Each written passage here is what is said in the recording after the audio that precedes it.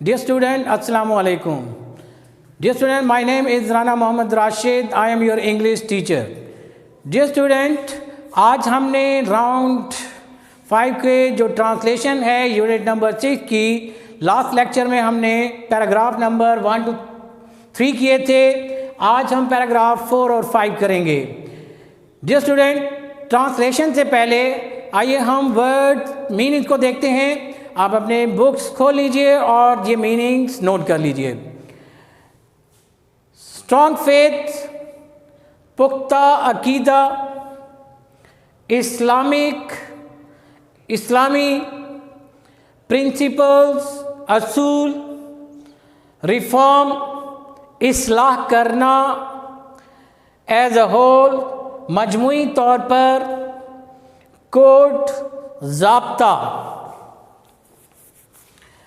Collectively, मजमूई तौर पर, individually, इनफरादी तौर पर, न्यूमरस, बेशुमार, चैलेंजेस, मुश्किलात, डायनामिक, मुतहरिक, मोटो, असूल, कोल, फेथ, ईमान, यूनिटी, इत्तेहाद, डिसिप्लिन, नज़्म ज़ब्त, एडवाइस, नसीहत, सक्सीड, कामयाब होना.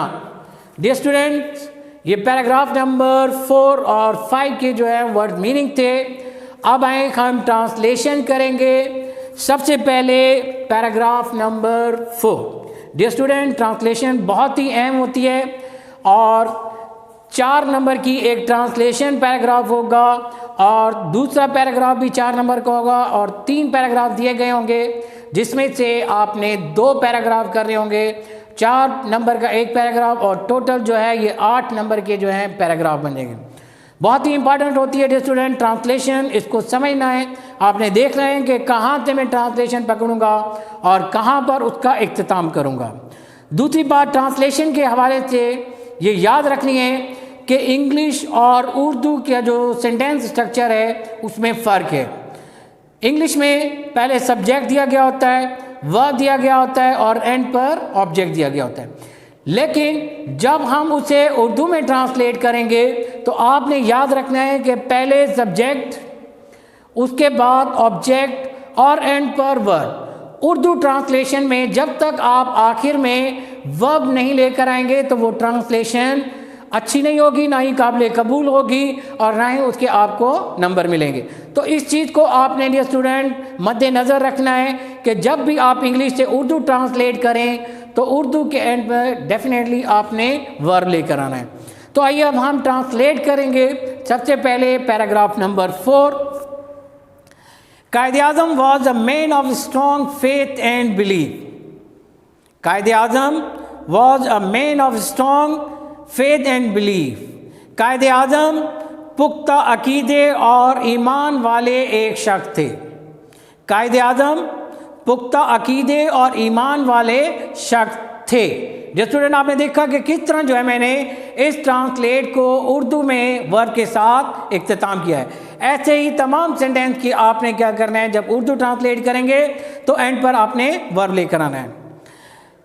He firmly believed that the new emerging state of Pakistan, based on Islamic principles, would reform the society as a whole. उन्हें पुख्ता यकीन था कि नई उभरती हुई पाकिस्तान की नई रियासत इस्लामी असूलों पर मबनी मजमूई तौर पर माशरे की इस्लाह करेगी. उन्हें पुख्ता यकीन था कि इस्लामी असूलों पर मबनी ज़हूर होती पाकिस्तान की नई रियासत मजमूई तौर पर माशरे की इस्लाह करेगी. In his Eid message September 1945, Quaid-e-Azam said, Islam is a complete code regulating the whole Muslim society, every department of life collectively and individually.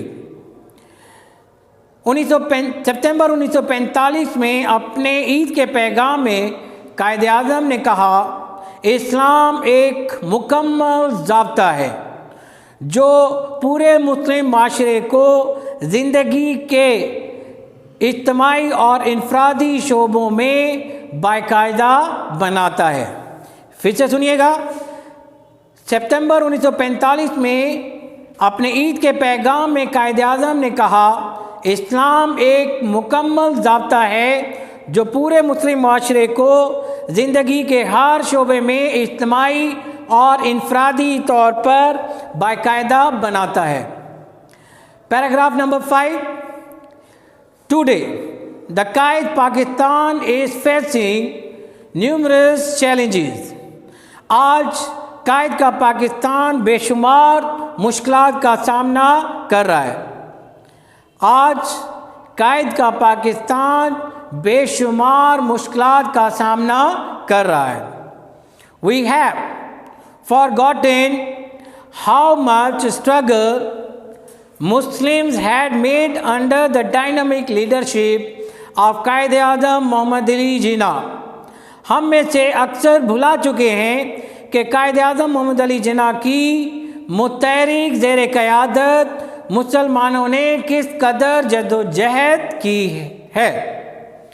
ہم میں سے اکثر بھلا چکے ہیں کہ قائد اعظم محمد علی جناح کی متحرک زیر قیادت مسلمانوں نے کتنی سخت جد و جہد کی تھی۔ پھر سے سنیے گا کہ ہم میں سے اکثر بھلا چکے ہیں کہ قائد اعظم محمد علی جناح کی متحرک زیر قیادت مسلمانوں نے کتنی سخت جد و جہد کی تھی۔ We can overcome our present difficulties by following the Qaid golden motto, faith, unity and discipline۔ ہم اپنی موجودہ مشکلات کو قائد کے سنہری اصول ایمان، اتحاد اور نظم و ضبط کی پیروی کر کر قابو پا سکتے ہیں۔ We can make our nation strong by remembering his advice to the youth۔ ہم نوجوانوں کو ان کی یہ نصیحت یاد کر کے It is now up to you to work and we are bound to succeed، کہ اب یہ آپ پر انحصار کرتا ہے کہ آپ کام اور کام کرو اور تبھی ہم کامیاب ہوں گے۔ پھر سے کر رہا ہوں کہ ہم میں سے ہم نوجوانوں کو ان کی یہ نصیحت یاد کروا کر اپنی قوم کو مضبوط کر سکتے ہیں۔ It is now up to you to work and we are bound to succeed۔ اب یہ آپ پر انحصار کرتا ہے کہ آپ کام اور کام کریں اور تبھی ہم کامیاب ہوں گے۔ ڈیئر اسٹوڈنٹ، یہ تھے ٹرانسلیشن پیراگراف یونٹ نمبر 6 کے پیراگراف نمبر 4 اور 5 ورڈ میننگ کے ساتھ۔ آپ ان ورڈ میننگ کو نوٹ کریں اور ٹرانسلیشن کو سنیں، سمجھیں اور پھر خود سے پریکٹس کرنے کی کوشش کریں۔ ٹرانسلیشن پرفیکٹ ہوگی تبھی آپ کو نمبر ملیں گے۔ اگر آپ کی ٹرانسلیشن پرفیکٹ نہیں ہوگی تو آپ کے نمبر جو ہیں ریپڈلی جو ہے وہ ڈیکریز ہوں گے۔ تو be careful when you are going to translate paragraph۔ دوسری بات میں آپ کو بتاتا چلوں کہ یہ جو سلیبس ہے یونٹ نمبر 6 یہ آپ کے راؤنڈ نمبر 5 کا حصہ ہے۔ آپ لوگوں نے اس کو اچھے طریقے سے تیاری کرنی ہے، کیونکہ ہم پھر آپ کا اس سلیبس میں جو راؤنڈ کا سلیبس ہے اس کا ٹیسٹ بھی کنڈکٹ کریں گے تاکہ آپ اچھے طریقے سے جو ہے اس ٹیسٹ میں جو ہے وہ پرفارمنس شو کر سکیں۔ لہٰذا آپ سے گزارش ہے کہ ان لیکچرز کو بار بار سنیں اور جو بھی آپ یہاں پر آپ کو بات بتائی جاتی ہے یا کر کے دکھائی جاتی ہے آپ اس کو سمجھنے کی کوشش کریں۔ اس کے باوجود اگر آپ سمجھتے ہیں کہ کوئی پوائنٹ آپ کو سمجھ میں نہیں آیا، کوئی بات آپ کو سمجھ میں نہیں آئی، تو آپ واٹس ایپ پر لیکچر کے دوران مجھ سے سوالات پوچھ سکتے ہیں، میں آپ کے لیے وہاں پر دستیاب ہوں گا۔ اللہ حافظ۔